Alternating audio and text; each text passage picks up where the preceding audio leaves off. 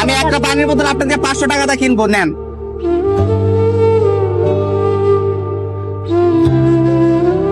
পাঁচশো টাকা দিয়ে আপনি কাপড় কিনবেন, আর এই 500 টাকা হচ্ছে আপনার কি করবেন, চাল কিনবেন। এই 200 টাকা তো জুতা কিনবেন, আর এই 100 টাকা তো বাড়িতে যাবেন।